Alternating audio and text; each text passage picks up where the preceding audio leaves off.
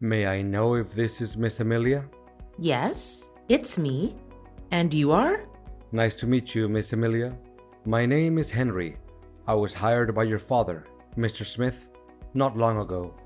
He wanted me to keep you away from all of the misshapes and life-threatening dangers that are predicted to happen in the near future. What mishaps? Can you make it more specific? There's something you need to know, Miss Amelia. Your father told me that he has been battling a brain tumor for at least 3 years now. He decided not to tell you about his sickness because making you sad or concerned is the last thing he wants to do. His condition only gets worse as he gets older. Until recently, a flare-up has caused his life to hang on a thread. What? This can't be true. Why did he hide that cold and harsh truth from me? He knows how important he is to me. As my mother left us behind to pursue her own happiness, my father had to assume the responsibility of both man and woman in our family. Yet, not once in my whole life have I ever heard a single complaint from him. He even chose not to remarry so that he could put his heart and soul into raising me. His love for me truly can't be described by words. I can feel how deeply connected you and your father are, and I'm truly sorry for what you have to go through right now. I know this is difficult to bear all at once, but you need to be strong. Mr. Smith anticipated that when everyone knows about his current condition, some unfortunate events may happen to you and your dad's company. That's why I'm here, to make sure that you'll be safe, no matter what circumstances. Are you still with me, Miss Amelia? Yes, continue where you're at. I'm just gathering my courage, trying to calm down and not crying too much. I know you're a brave girl, Miss Amelia, and your father is always proud of you for that. But wait, why should I put my trust in everything you have to say? Clearly, you just must be some random person who happened to know my number. Mrs. Smith figured that you would ask something similar. This is why your father asked me to personally send you a keepsake that's very dear to him, which is your mother's necklace. It should have arrived in your mailbox by now. Give me a few minutes to check. Well, I guess what you said is believable, because the one I found in my mailbox is definitely my mom's necklace, which my dad always carries in his pocket wherever he goes. Look, your father is still fighting hard for his life. Although he can hardly move, he's still able to talk and remains conscious about what's going on around him. In around 3 days, I'll read his testament on his behalf at the hospital. According to his will, you, Miss Amelia, will inherit not only his incredibly large fortune, but also his $1 million company. Well, money and power are never my first priorities.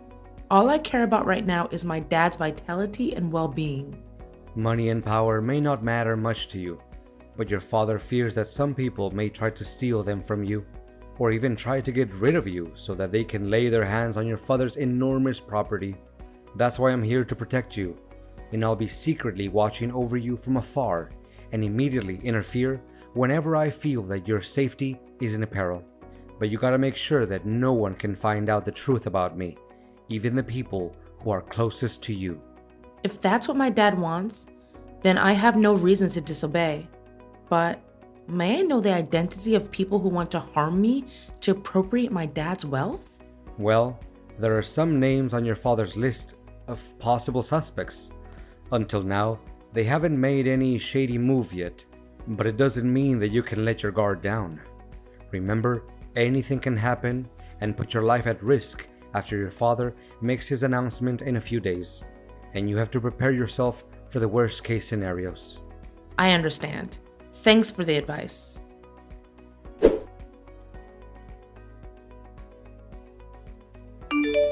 Honey, my heart will be broken into a million pieces if one day I can no longer see my dad again.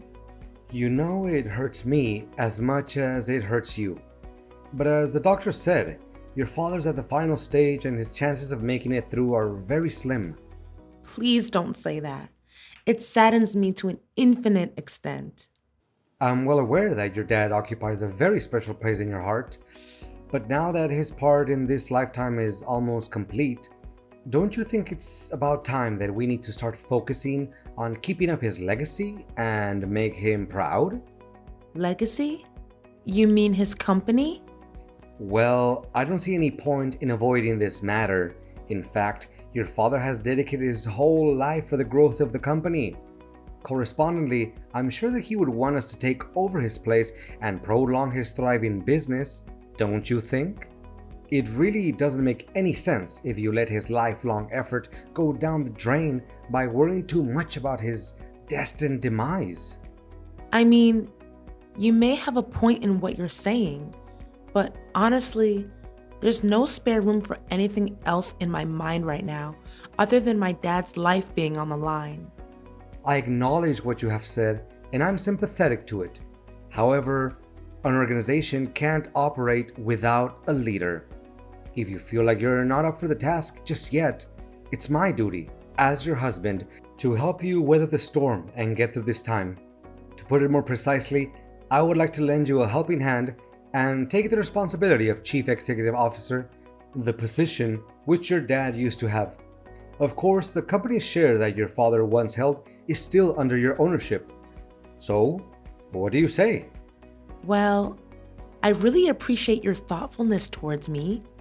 Nevertheless, my dad had stated very clearly and in detail in his statement that he wants me to assume the role of Chief Executive Officer. And for that reason, I'm not planning to do anything that's against his last wish. Wait, do you seriously think that a woman is adequate for such a prestigious leadership role like CEO? Significant positions, especially company leaders, are not a joke, and they're obviously not meant for women, honey. Don't let your brainless things like feminism trick you into thinking that you'll be able to fulfill such a substantial duty. What is your problem with women taking on significant positions at the workplace, really? Amelia, you do realize that women always have to depend on men to get everything done, right? You women can never decide anything for yourself, and you easily let your emotions get the best of you. If you still care about the family that we'll build together, you should reconsider your place and fulfill your duties as a wife, which means doing household chores and bearing my children. Well, I don't see anything wrong with me taking on leadership responsibilities. I graduated top of my class, and I dedicated 7 years to achieve my master's degree and PhD in economics. I even devoted more time working for the company than you did. To back up my words, I'd started from the bottom and I made my way to higher positions step by step. Nothing was handed to me on a silver platter, you know. I know, but don't you think it's a little weird that the husband works as a subordinate to the wife? Why? I don't see anything that's weird about it. Honey, it's about finding the one that's more suitable for the job. That's all. It has nothing to do with the roles we have in our family. I honestly don't have any clue about why I still have to stick with an inferior job title like sales manager. It's literally nothing compared to your position, which leaves me no choice but feeling unfairly treated. I mean, didn't he take any of my hard work into account? You do realize that to get to the point where you're at now, it takes other people at least 3 years? You had it easy enough and got promoted to manager in only 5 months just because you're my husband. I mean, what will other people say? They may think that I'm nothing but merely a parasite in your family. Not getting the highest position of the company doesn't make you a parasite, William. What's wrong with you all of a sudden? I thought you enjoyed your current job. I did, until I figured out how deceitful your father was. He promised that I would take his place after he retired. Now he swallowed his own words and had you take over the position instead. What? How can you make up such a lie? If my father intended to let you take control of the company, he would have told me about it. He never makes any important decisions without letting me know firsthand. Look, William, I don't want us to fight over this kind of thing. We're family, and being family means helping each other out in times of need, not picking a quarrel with one another over power and inheritance. Let me make it clear to you once and for all. If I don't get to work as the chief executive officer of the company, I demand a divorce as soon as possible. What? How could you say that so easily after our 3 years of marriage? And most important of all, in the toughest time of my life, when I'm about to lose my father? Well, your father doesn't treat me very nicely as well. He let you inherit his position because me and him are not biologically related. Guess once an outsider, always an outsider, right? He never saw me as his son after all. I said it. Let me take over your dad's position, or you can consider that our marriage is over. All right, I'll think long and hard about it.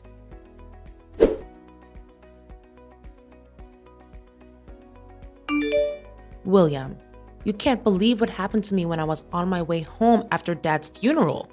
First, I was nearly hit by a truck while crossing the road. Then, out of nowhere, a flower pot almost fell onto my head. I bent down to tighten up my shoelaces. That was why I didn't get hit. After that, there were some people sawing down a huge tree, and I was nearly crushed by that. It definitely was not a lucky day for me. But where are you now, William? After the funeral ended, you were nowhere to be found. Everyone was so worried and they looked for you everywhere. What a shame to hear all of those unfortunate events. I'm not at home, by the way. And why should I be? What? What are you saying? Well, first of all, now that your father is dead, why should I be around you anymore? After all, it's his fortune and power that I went after in the beginning, not some kind of foolish love between you and I. You're telling me you didn't have any feelings for me in the first place? Not a tiny bit. Do you actually think that I approached you and your family because I fell for you? That's the most ridiculous joke that I've ever heard in my entire life. The only attractive thing about you is your dad's money. But I'm still the one who is in charge of my dad's company, right? How can you be so cocky? Well, not anymore. I now own papers proving that I'm the person who's gonna take over your dad's place as a CEO. He even gave me his shares in the company and every property that he possesses, including the house in which you're living. What? How could it even be possible? That's against the decision that he stated in his testament. There's no way he could do it without my approval. Don't you dare make things up. You know faking legal papers is a serious crime. Why should I be scared of your meaningless threat? My documents certainly comply with the law and regulations. They even contain your own father's handwriting and signature. So how can they be fake? Face the fact that from now on, you'll be officially kicked out of your dad's company and from your own fancy house. However, if you behave well, I'll show some mercy and let you work as a cleaner at the company. I can't believe you can be so ruthless and careless. You make it seem like we were never husband and wife, like we were nothing but strangers. It seems like you can't comprehend the situation very quickly, can't you? Look, it's over between us, and you'll be served with divorce papers soon enough. What's left for me is to enjoy my victory alongside the true love of my life, Luna. She's the one I'm gonna spend the rest of my life with. What? So you've been cheating on me too? How did I not notice that? In my eyes, you were a dutiful husband and a pious son-in-law to my father. You never came home late. You cooked for us whenever I was busy. You even took great care of my dad during his final days of living, as if he was your own biological dad. How did you change all of a sudden? Well, I didn't change anything. All I did was a little acting to cover my true intention. You don't know how much I had to contain myself from laughing as I saw you were blindly believing in everything I did and said. How could you do this to me? I just can't believe all of this. To think how kind me and my dad were to a jerk like you gives me chills down my spine. Kind? Am I hearing it correctly? Your father treated me like dirt. He didn't even let me take over the position that was rightfully mine all along. And you know what? He even had the nerve to, not just one time, scolded me and embarrassed me in front of my coworkers. I literally have no respect for that man. So you were holding a grudge against my dad this whole time? I mean, if he ever criticized you or your work, it was just because he wants you to be a better version of yourself and make progress.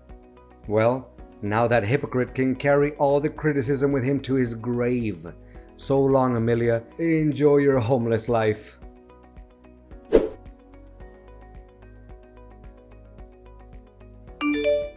What is this, Amelia? Did you plan all of this? And what exactly are you talking about? Why, all of a sudden, I'm no longer the CEO of the company anymore. The securities didn't even let me in. Why are you asking me that question? Shouldn't you be the one who needs to interrogate your own conscience about all the good deeds you did behind my back?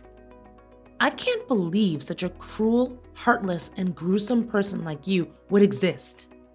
What are you trying to say? Spit it out. Stop playing the fool.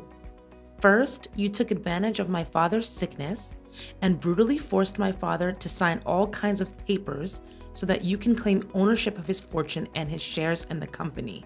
You threatened him, grabbed him by his neck. You even beat him, ruthlessly. For a person that had only days to live like my father, how could he bear such an act of violence? You knew that and you left him there dying all alone. It was you who killed my father. Hold on. Are you even listening to your own voice right now? Don't just accuse someone out of nowhere without evidence. I know damn well that I have all the evidence in the world to start a lawsuit against you. Do you know what I'm possessing right now? Full-length footage of you torturing my dad so that you can achieve your evil ambition. It was recorded by the hospital's cameras. Never in my worst nightmare could I imagine that one day my dad would be tortured to death by his own son-in-law. What? I thought I took care of it. You did do something about it. But fortunately, my bodyguard was smart enough to trace you down and recover the footage. Where the hell did you get yourself a bodyguard? That's just insane. I think what you just said is just a work of your imagination. I mean, you're just talking nonsense to scare me. Not only that, my bodyguard also provided the police with evidence proving how you and your mistress pulled off every scheme you could come up with to murder me so that no one could ever threaten your throne anymore. Honestly, I can't imagine how wicked and cold-blooded you can get in order to seize what you want. Just in the morning, if my bodyguard hadn't tested the food before giving it to me, I would have been poisoned to death. Guess you also bribed the hotel staff, right? Just like every other sin you committed when you were working for my dad, right? You'd better watch your mouth, you wretched. Let me see. Faking receipts, taking bribes, embezzling the company's operating budget, leaking confidential information to other competitors, and not to mention murdering my father and failed attempt to assassinate me? I'm done arguing with an inhumane person like you. If I were in your shoes right now, I would start coming up with any possible reasons to defend myself in front of the court. Oh no, I think a police officer is knocking at my door. What should I do?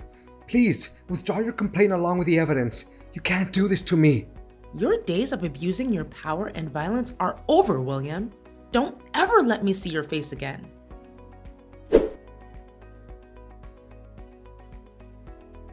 As the story got around, my case immediately grabbed the press's attention.